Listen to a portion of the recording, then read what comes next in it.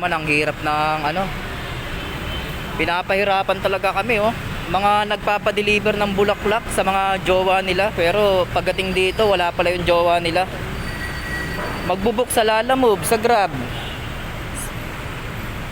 Ibubuk nila yung bulaklak, iso-surprise yung jowa nila. Pagdating dito wala naman yung iso-surprise nila, break na daw sila. Anong gulo naman ng mga relasyon nila. Pinadala pa yung bulaklak na to. Tagal ko nagantay dito. Tagal ko nagantay dito sa St. Luke. Tapos sasabihin lang wala, break na daw sila, wala na daw sila. Sino mag-i-receive nito? Bayad naman na to eh, wala nang ano eh. Wala nang babayaran eh. Kawawa naman si kuya oh, nag-surprise pa ng ganito. Sayang effort mo kuya.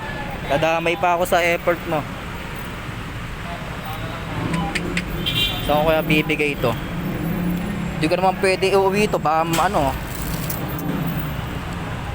Ay nako.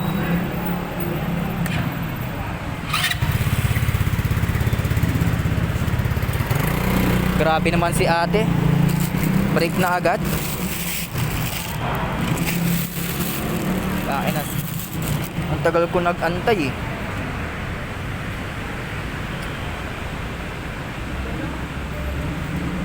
Malas di. May nalalaman-laman pa kasing surprise sa mga jowa-jowa nila eh. Papadala ng bulaklak, flowers, chocolate, ngayong Valentine's.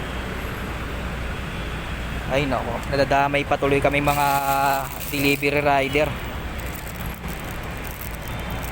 Nagpadala ka ng bulaklak kuya, break na pala kayo. Tapon na natin ito sa basurahan. Wala naman forever eh.